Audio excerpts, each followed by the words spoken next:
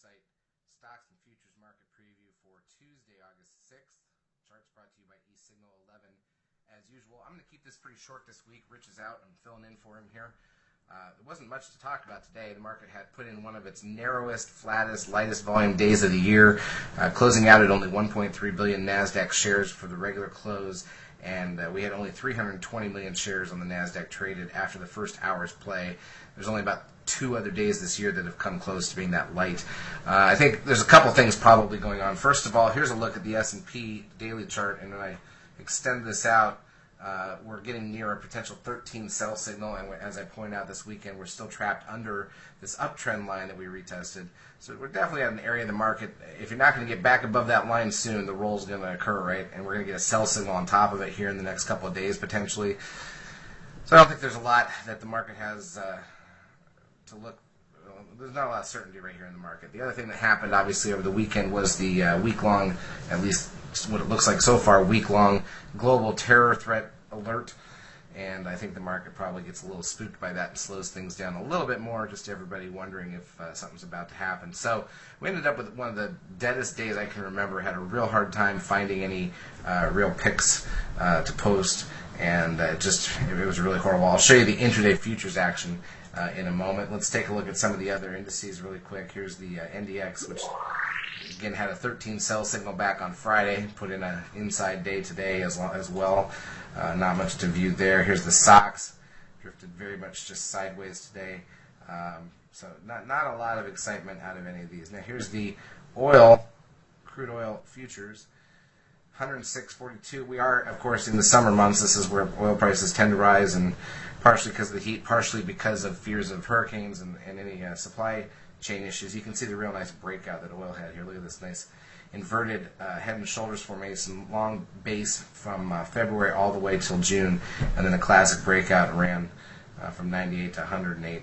Pretty clean move there. So, from an oil perspective, obviously, probably can see those prices settle back down in September, October if we don't end up with any supply problems. Let's take a look at the intraday futures trading action that we saw. This is the ES. Here's Friday's close right up here. Gapped down just a couple points. Now keep in mind, here's the high today, 1705. Here's the low, basically 1699. It's only 6 points of range on the S&P. That's about as poor as you can get. So we did gap down. We had a little lower for a couple ticks, came back up, exactly filled the gap, and that had already established the entire range for the day. It was just a horrible last 2 hours. In a 2-point range. Can you believe that? A 2-point range on the ES. It's just absolutely startling and really put the kibosh on anything we wanted to do from a trading perspective for the session. Take you through a couple of the key stocks we like to trade. Apple had a big day. It was up, but keep in mind, Apple now has 9 bars up on the daily chart. It also has a Seeker 13 sell signal on the 30-minute chart and a Comer 13 sell signal on the 15-minute chart. So a lot of signs of selling signals in Apple as it makes a new recent high on a breakout. Be aware of that. Here's Amazon. Nothing new here. Held its ground. Here's Google. Also held its ground just over that 900 level. And here's Netflix, which had a decently positive day in the markets. Let's take a look just for tomorrow. We'll do this intraday stuff this week. We had ISM services this morning. Consensus was 53.2. Number came in strong at 56. That's a good beat there. Tomorrow morning we have trade balance, which is a big number usually for the markets. So we've got 43.4 expected negative $1 billion, and see if that causes a gap in any excitement.